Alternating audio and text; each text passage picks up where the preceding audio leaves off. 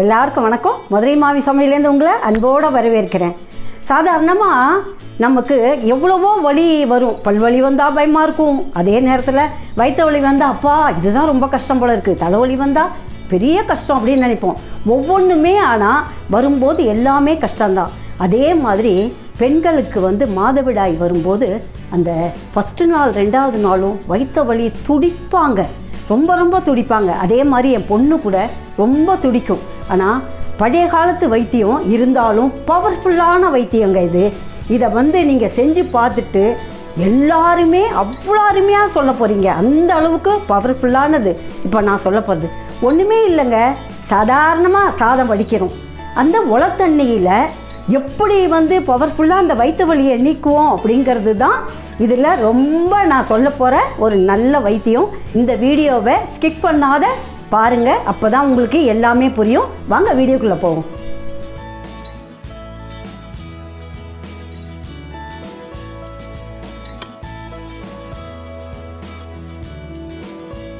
வீடியோக்குள்ளே போகிறதுக்கு முன்னாடி சப்ஸ்கிரைபர்ஸ்லாம் என்ன சொல்லியிருக்காங்கன்னு பார்ப்போமா. ஷமுவேந்திரவங்க என்ன ஷேர் பண்ணியிருக்காங்கன்னா, அவங்க அப்பா மதர்ஸ் டேக்கும் போது எங்களோட சேனல்லாம் பார்த்துட்டு ரெசிபிஸ் அவங்க அம்மாவுக்கு ஷேர் பண்ணியிருக்காங்களாம். இந்த இதை ஷேர் பண்ணதுக்கு தேங்க்ஸ். வித்யா வாசுதேவன் ஆண்டி என்ன சொல்லியிருக்காங்கன்னா, நம்ம சேனல்லாம் வீடியோவில் சூப்பராக இருக்குன்னு மெக்சிகன் இல்லை ஃப்ரெஞ்ச் ரெசிபி பண்ணலான்னு சொல்லியிருக்காங்க. கண்டிப்பாக மதுரை மாமி ஒரு நாள் உங்களுக்கு பண்ணி காமிப்பாங்க. Thanks for the comment. Soundararajan உங்கள் ரெசிபிலாம் எப்போதுமே ரொம்ப சூப்பர்னு போட்டிருக்காங்க. இது உங்களை மாதிரி நல்ல சப்ஸ்கிரைபர்ஸ் இருக்கிற வரைக்கும் மாமி எப்போதுமே நல்ல ரெசிபிஸாக போடுவாங்க. தேங்க்ஸ். எங்கள் சேனல் இது வரைக்கும் சப்ஸ்கிரைப் பண்ணாமல் இருக்கீங்களா? அப்போ உடனே சப்ஸ்கிரைப் பண்ணி பெல் பட்டனையும் ப்ரெஸ் பண்ணுங்கள். ஒவ்வொரு வீடியோவும் ஸ்கிப் பண்ணாமல் பாருங்கள். ஏன்னா வீடியோவோட கடைசியில் ப்ளூப்பர்ஸ் கண்டென்ட் இருக்குது. ஸோ அதை பார்த்துட்டு எப்படிலாம் சிரிச்சிங்கன்றதை கமெண்ட் செக்ஷனில் சொல்லுங்கள். இப்போது சாதம் வடிக்கிறதுக்கு அரிசியை ரெடியாக வச்சுங்க. நீங்கள் எவ்வளோ அரிசி எப்போதும் போடுறீங்களோ அந்த அரிசியை எடுத்து வச்சுங்க. அதை களைஞ்சி ரெடியாக வச்சுக்கோங்க. அதே நேரத்தில் ஒரு நாளைக்கு 100 வெண்ணெய், அந்த கணக்கு தான். 2 நாள் கண்டிப்பாக சாப்பிடணும். 3 நாள் சாப்பிட்டா ரொம்ப நல்லது, 2 நாளாவது சாப்பிடணும். அதனால் வெண்ணெய் 100 கரெக்டாக ரெடியாக எந்த ஏனத்தில் ஆற்ற போகிறீங்களோ அதில் ரெடியாக எடுத்து வைங்க. வாங்க வீடியோக்குள்ளே போவோம். வடிக்கிற ஏனத்தில் ஒரு 10 நிமிஷம் தண்ணி வச்சேன். அதை கொதிச்செடுத்து அடுத்தது நம்ம எப்போதும் போல தான், எல்லாருக்குமே இது தெரியும். உளநீர் எப்படி போடணுங்கிறதெல்லாம் எல்லாருக்குமே தெரியும். அதே மாதிரி தான் நானும் உளநீர் கொதித்ததுக்கப்புறம் இந்த அரிசியை களைஞ்சி போட்டுட்டேன். இதுக்கப்புறம் ஒரு 10 நிமிஷம் கொதித்து பாதி வெந்ததுக்கு அப்புறம் தான் அந்த தண்ணியை எடுக்கணும். அதனால் அப்போ நான் உங்களுக்கு காட்டுறேன். உங்கள் சமையல் சூப்பராக இருக்கிறதுக்கு மதுரை மாமி சமையலோட ப்ராடக்ட்ஸ்லாம் செல் பண்ணிகிட்ருக்கோம் மை டியூக்கானில். அதை எப்படி ஓப்பன் பண்ணுன்றதுக்கு லிங்க் கீழே இருக்குது டிஸ்கிரிப்ஷனில். ஸோ கண்டிப்பாக செக் பண்ணுங்கள். இதை பாருங்கள், 10 நிமிஷம் கொதிச்செடுத்து பாதி 3/4 வெந்துடுச்சு. இப்போ தான் நம்ம உலத்தண்ணியை எடுக்கணும். இப்போ அடுப்பை ஆஃப் பண்ணிட்டு கூட எடுக்கலாம். ஏன்னா கொதி இல்லாத இருக்கும். அப்போ நமக்கு சாதம் வராத ஈஸியாக இருக்கும் எடுக்கிறதுக்கு. இதை பாருங்கள், இப்போது நான் வச்சுருக்கிற வெண்ணெயில் இப்போ இந்த உளநீரை போடுறேன். கரெக்டாக சாதம் வடிக்கிறதுக்கும் ஒரு 2 நிமிஷம் ஒரு 5 நிமிஷம் அதை மாதிரி முன்னாடி எடுத்துக்கோங்க. ஏன்னா ரொம்ப கெட்டி ஆகாத இருக்கும். இப்போல்லாம் கெட்டி ஆகாது, இருந்தாலும் ரொம்ப கெட்டி ஆகாது. அதை பாருங்கள், கரெக்டான பதம் இது.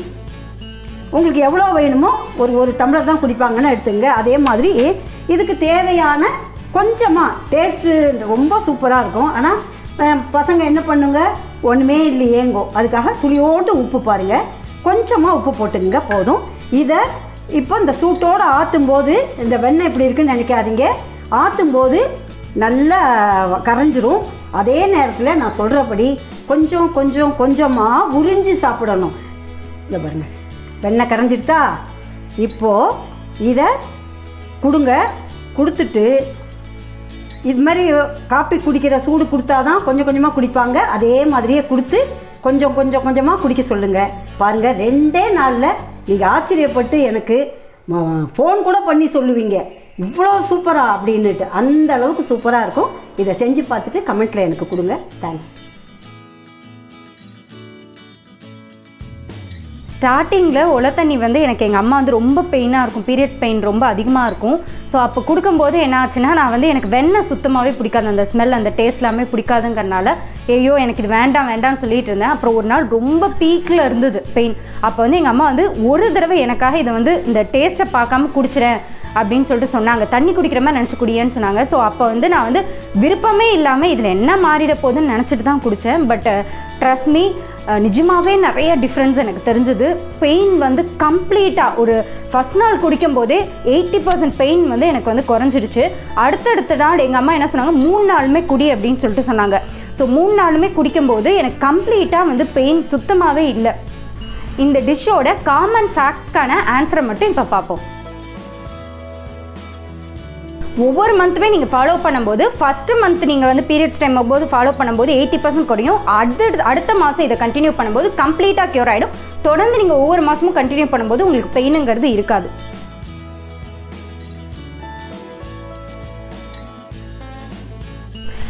பீரியட்ஸ்க்கு முன்னாடியே எடுத்துக்கிட்டாலுமே பெனிஃபிட்ஸ் அதிகம் தான். ஏன்னா நம்ம பெயின் வந்ததுக்கப்புறம் செய்கிறத விட அது வர்றதுக்கு முன்னாடியே அதை தடுக்கிறது ரொம்ப நல்ல விஷயம். ஆனால் நிறைய பேருக்கு வெண்ணெய் வந்து பிடிக்காது.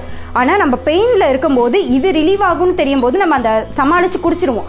ஸோ அதனால் உங்களுக்கு பட்டர் பிடிக்கல, எனக்கு இது பிடிக்கலன்னு நினச்சிங்கன்னா கண்டிப்பாக செகண்ட் டே தேர்ட் டே மட்டுமாவது எடுத்துக்கோங்க. பட் முன்னாடியே எடுத்துக்கிறது ரொம்ப ரொம்ப நல்லது.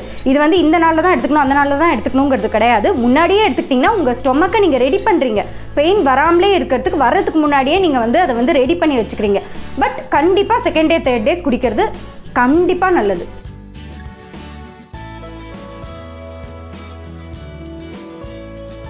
ஒரு வேளை சாப்பிட்டா போதும், ஒரு நாளைக்கு ஒரு வேளை சாப்பிட்டா போதும். ஏன்னா அந்த வெண்ணெயே அன்றைய நாளுக்காக உங்களுக்கு வந்து போதும்.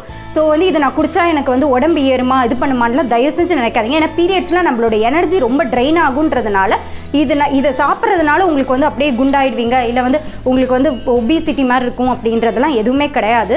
ஸோ இதை குடிக்கிறதுனால உங்களுக்கு வந்து எனர்ஜி ரீட்டைன் ஆகும். ஸோ அதனால் இதை ஒரு நாளைக்கு ஒரு வேளை எடுத்துக்கிட்டால் போதும்.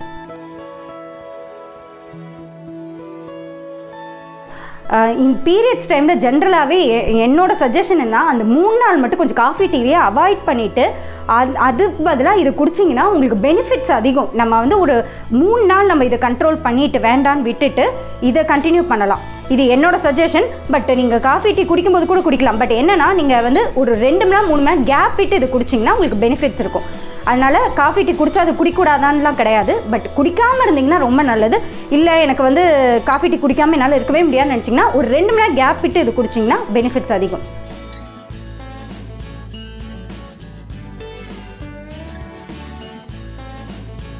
ஓகே, நான் வந்து சில மெத்தட்ஸ் யூஸ் பண்ணுறேன், அதை நான் உங்களுக்கு சொல்கிறேன். என்னென்னா ஃபஸ்ட்டு வந்து மோரில் வெந்தயத்தை குடிக்க சொல்லுவாங்க ஜென்ரலாகவே எல்லாருமே. ஸோ அதுவும் ஃபாலோ பண்ணலாம். ஏன்னா அதுவும் நம்ம வயிற்றை குளுமைப்படுத்த தான். மோரும் குளுமைப்படுத்தும், வெந்தயமும் குளுமைப்படுத்தும். ஸோ அதனால் மோரில் வெந்தயத்தை நீங்கள் சாப்பிட்லாம். 2வது ஒரு பெஸ்ட்டு ரெமிடி என்னன்னு கேட்டிங்கன்னா ஹாட் பேக் யூஸ் பண்ணுறது.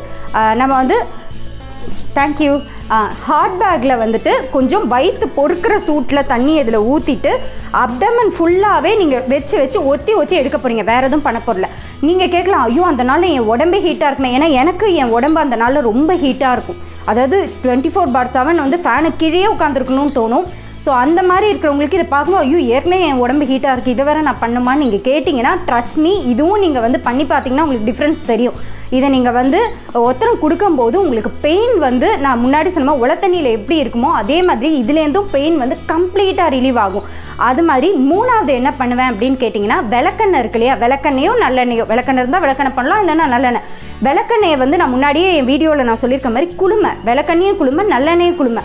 ஸோ அதனால் விளக்கெண்ணெயை வந்து நீங்கள் பெல்லி பட்டன்லேயும் அதுக்கு கீழேயும் இந்த இடத்துலையும் வந்து நீங்கள் நல்லா தடவிட்டு ஒரு 1/2 மணி நேரம் காத்தாட விட்டுட்டு அதுக்கப்புறம் நீங்கள் வந்து ட்ரெஸ் போட்டுக்கிட்டிங்கன்னா கம்ப்ளீட்டாக உங்களுக்கு அந்த பெயின் அந்த வயிற்றை வந்து குளுமைப்படுத்தும். ஸோ அதனால் உங்களுக்கு பெயின் வந்து கம்மியாகும். ஸோ இந்த 3த்தையும் நான் வந்து ரெகுலராகவே ஃபாலோ பண்ணுறேன். அதே மாதிரி நெல்லிக்காய் வந்து துவர்ப்பு சக்தி இருக்கிறதுனால நெல்லிக்காய் வந்து நம்மளோட பிளட் கிளாட் ஆகாமல் தடுக்கும். சிலருக்குலாம் கட்டியாக போகுதுன்னு சொல்லுவாங்க இல்லையா, அதை தடுக்கிற பெரிய சக்தி வந்து நெல்லிக்காய்க்கு இருக்குது. நெல்லிக்காயில் இன்னொரு பெனிஃபிட்ஸும் என்னென்னு கேட்டிங்கன்னா ஹேர் ஃபால் ஆகிறது கம்மியாகும், ஃபேஸ் பிரைட் ஆகும். ஸோ ஒரே விஷயந்தான், ஆனால் பல பெனிஃபிட்ஸ் வந்து நெல்லிக்காயில் இருக்குது. ஸோ அதனால் பெரிய நெல்லிக்காய், நான் சொல்கிறது வந்து பெரிய நெல்லிக்காய், அந்த நெல்லிக்காவை கூட நீங்கள் வந்து கட் பண்ணி சாப்பிட்லாம். இல்லைனா அது ஜூஸ் போட்டு கூட நீங்கள் குடிக்கலாம். அதே மாதிரி நாங்கள் வந்து தேன் நெல்லிக்கான்ற ஒரு ரெசிபியை வந்து இதுக்கு முன்னாடி நாங்கள் அப்லோட் பண்ணியிருக்கோம். உங்களுக்கு ஏதாவது டவுட்ஸ் இருந்ததுன்னா நீங்கள் அதை போய் பாருங்கள். அது மாதிரி விளக்கெண்ணெயை பற்றி நான் ஒரு வீடியோ பண்ணியிருக்கேன், அதையும் போய் செக் அவுட் பண்ணுங்கள். ஹோப் இந்த செஷன் வந்து உங்களுக்கு யூஸ்ஃபுல்லாக இருந்திருக்கும்னு நம்புகிறேன். வேறு ஏதாவது உங்களுக்கு கொஷின்ஸ் டவுட்ஸ் இருந்ததுன்னா கமெண்ட் செக்ஷனில் சொல்லுங்கள். நீங்களும் என்ன மாதிரியே இதெல்லாம் ஃபேஸ் பண்ணியிருக்கீங்கன்னா கண்டிப்பாக இது யூஸ் பண்ணி பார்த்துட்டு உங்களுக்கு எந்த அளவுக்கு இது யூஸ்ஃபுல்லாக இருந்ததுன்றதை எனக்கு சொல்லுங்கள். பீரியட்ஸ் வந்து ஒரு பெரிய கஷ்டம்லாம் இல்லை, நம்ம இதெல்லாம் ஃபாலோ பண்ணி பீரியட்ஸை ரொம்ப ஹாப்பியாக சிரிச்ச முகத்தோடு நம்ம கிராஸ் பண்ணி வருவோம். என்னோட இந்த வீடியோ உங்களுக்கு பிடிச்சிருந்ததுன்னா லைக் பண்ணுங்கள், ஷேர் பண்ணுங்கள், சப்ஸ்கிரைப் பண்ணுங்கள், மறக்காமல் பெல் பட்டனை ப்ரெஸ் பண்ணுங்கள். இந்த வீடியோவை ஸ்கிப் பண்ணாமல் பாருங்கள், உங்கள் ஃப்ரெண்ட்ஸ்க்கும் ஷேர் பண்ணுங்கள். தேங்க்ஸ், பாய். எங்களோட கண்டென்ட் உங்களுக்கு பிடிச்சிருந்தா லைக், ஷேர், சப்ஸ்கிரைப், கமெண்ட் அதெல்லாம் பண்ணுங்கள். ப்ளஸ் மறக்காமல் பெல் பட்டனையும் எடுத்துங்க. ஸோ உங்களுக்கு வந்து நாங்கள் என்ன வீடியோ போட்டாலும் உங்களுக்கு வந்து கரெக்டாக நோட்டிஃபை பண்ணோம். ப்ளஸ் நீங்கள் வந்து எப்போதுமே வந்து ஸ்கிப் பண்ணாமல் பாருங்கள். அப்போ தான் உங்களுக்கு வந்து எல்லா ஃபேக்ட்ஸுமே நல்லா புரியும். பாய்.